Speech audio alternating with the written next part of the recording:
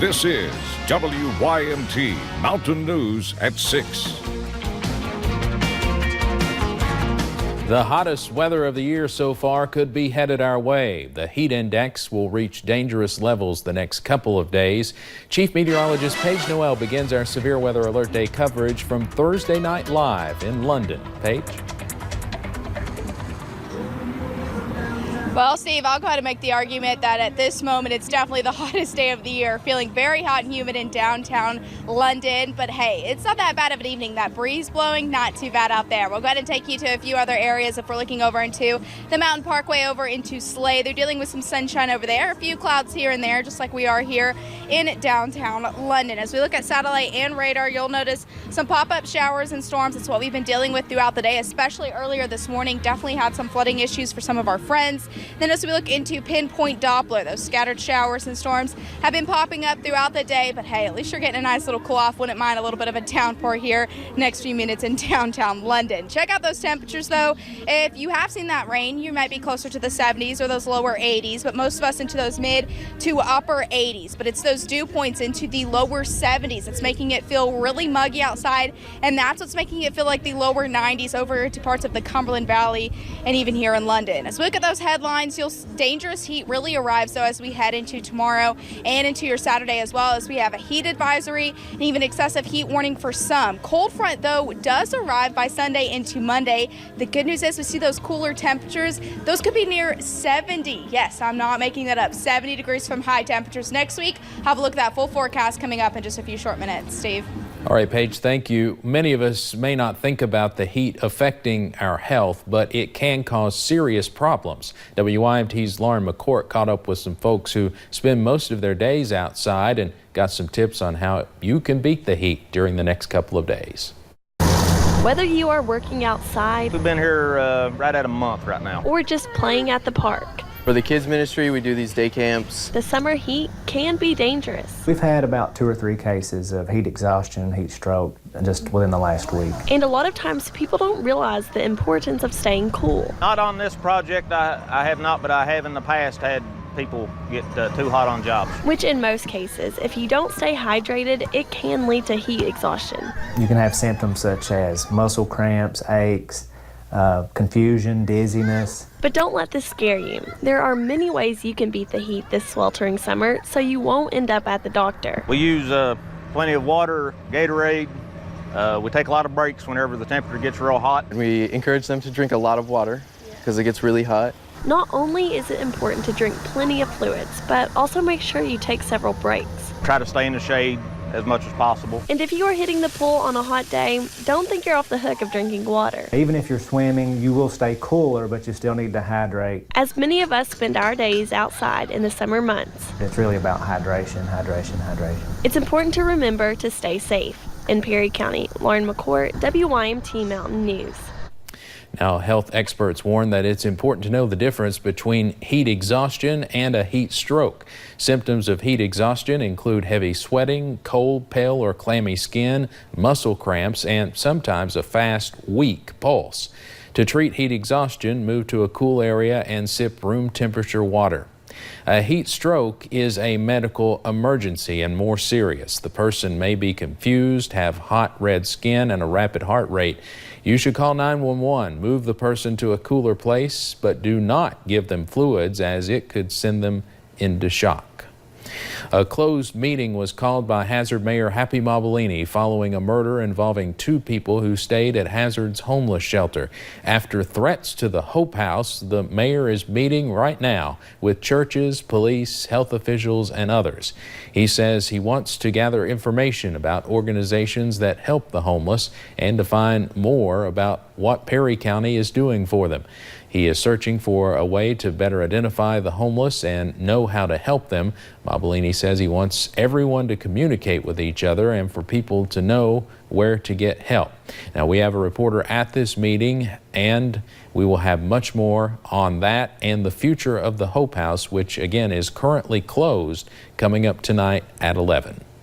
Well, tonight, loved ones are remembering the victim of that Perry County murder. Visitation began at 6 for Marlena Hurt at the Ingle Bowling Funeral Home. Funeral services begin tomorrow at 2 at Consolidated Baptist Church. There will also be a candlelight vigil tomorrow night at the Bobby Davis Park. A Southern Kentucky deputy is improving, and the man accused of shooting him will likely be staying in jail. The McCreary County Sheriff tells us that Deputy Tyler Watkins should make a full recovery, but that could take months. Watkins was shot Tuesday night, and today we are learning more about just how lucky the deputy was. Police say 48-year-old Mark Dungan shot him when the deputy was responding to a welfare check. WYMT's Phil Pendleton has more on the deputy's condition and the suspect's court appearance.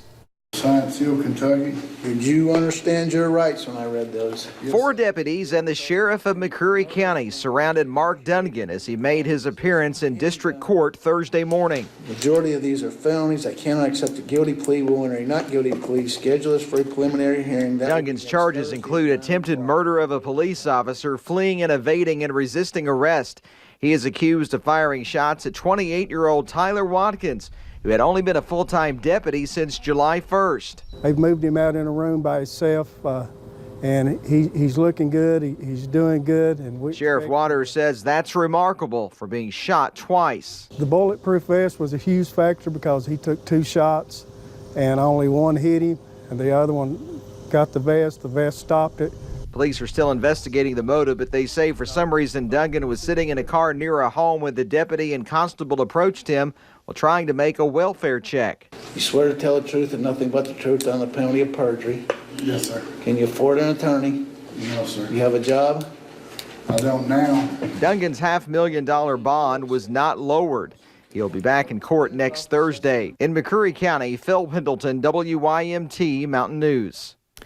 The sheriff says he's been amazed by the outpouring of support, especially in Knoxville, where at least one officer has stayed outside his deputy's room 24/7. New numbers from the Centers for Disease Control show a drop in overdose deaths last year for the first time in 3 decades. Provisional numbers from the CDC show across the country overdose deaths are down for the first time since 1990. And the CDC says overdose deaths here in Kentucky are down 15%. That's a difference of 233 people. Health leaders say a lot of factors have helped bring that number down, and the availability of Narcan is crucial. Overdose and overdose deaths are at the far end of the spectrum. We need to move further upstream and work on preventing people from getting addicted to substances in the first place. Health leaders say reducing the stigma of addiction can also encourage people to get the help they need. State leaders say their work will continue. Pikeville City Police are asking the public for help finding Barry Miller, a Pike County man who's been on the run since March. Police say Miller attacked his neighbor with an axe following an argument. WYMT's Buddy Forbes has more. Police officers in Pike County say a disagreement between neighbors. Neighbors are going to have disputes. Property lines are going to cause disputes. Barking dogs are going to cause disputes. Took a turn earlier this year. But it's not common and not normal to go get a double bit axe and attack your neighbor. Pikeville Police Department responded to a complaint on Island Creek in March. He had a dispute with his neighbor. He had thrown some nails and things out in the driveway. When the homeowner approached his neighbor, Barry Miller, about the issue, police say he was attacked. Mr. Miller went and retrieved a double bit axe and attacked the victim, in this case, with the double bit axe. They say the injuries were not life-threatening. Mr. Miller fled into the woods and actually began to throw rocks and logs and other things at the officers whenever they arrived. Miller was not found that night and is still on the run. There is now a warrant for his arrest and an indictment from the grand jury. If he's willing to attack someone with an axe whenever he was confronted, he's not someone that I would recommend the public to go and confront. Collins says anyone who knows Miller's whereabouts should contact law enforcement immediately. In Pike County, Buddy Forbes, WYMT Mountain News. Miller is charged with second-degree assault because of the weapon used. Now, we do not currently have a photo of Miller, but we'll update this story on our website as soon as one is available. Overnight, Knox County communities were hit with flooding for the second time this month. The rain washed away several roads, bridges, damaged vehicles, and even got into some houses. WYMT's Hannah Reynolds talks to homeowners who live along Highway 225. In the early hours of Thursday morning, flooding struck again in Knox County and is becoming more of a problem than ever. Back in '77, it come a bad flood in here, and then 8 years ago, it come a monster flood. But this is 2 within 7 days. One homeowner says she is glad she and her grandson were at her mother's house when the flooding rushed down.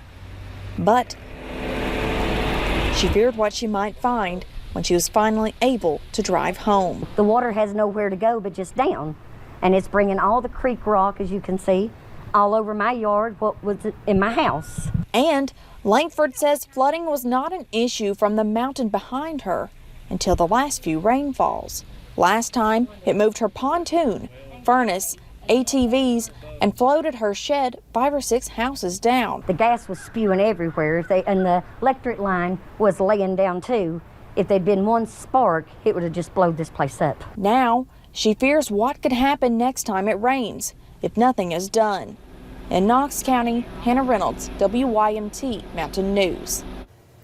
Knox County officials say while water did come into several homes, no one had to be rescued and no injuries were reported. A heads up for drivers using Kentucky 15 in Perry County. The Kentucky Transportation Cabinet says you should expect a major traffic change next week. It will happen at the intersection of Morton Boulevard and Kentucky 15. We've pointed that out to you here on this map that's near Applebee's. The change is currently scheduled for Tuesday. With this summer heat, it's hard to imagine we are talking about football coming back in just a few weeks.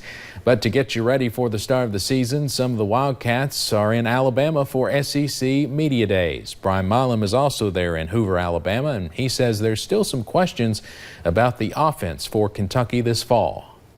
Well, let's just jump right into it. Kentucky does have a lot of question marks for the 2019 season. Yes, they have a lot of holes to fill, especially on defense, but Kentucky also returns a lot of stellar players. And one of those guys is quarterback Terry Wilson. Last season, Terry touchdown was banged up for at least half of the season. But when he was on, Wilson showed glimpses of how high his growth can be in 2019. Terry has improved, he's moved mountains. He's in the weight room every day, just throwing up big weight. He's out there 7-on-7, throwing the ball around, getting with the receivers. He's developing as a true quarterback and not just a running quarterback. So we work every day, me and him, just throwing the deep ball. Unfortunately, we couldn't connect on some of the deep balls last year throughout the whole season. So this year, our main focus as a whole receiving corps and quarterback corps, we just want to focus on connecting on the deep ball. If Kentucky is to make a pretty big run in 2019, Terry Wilson will be a major factor for the Wildcats. Later in sports, we will talk about the stepping stones Kentucky has taken over the last several years under Mark Stoops. In Hoover, Alabama, at the SEC Media Days, I'm Brian Milam, WKYT.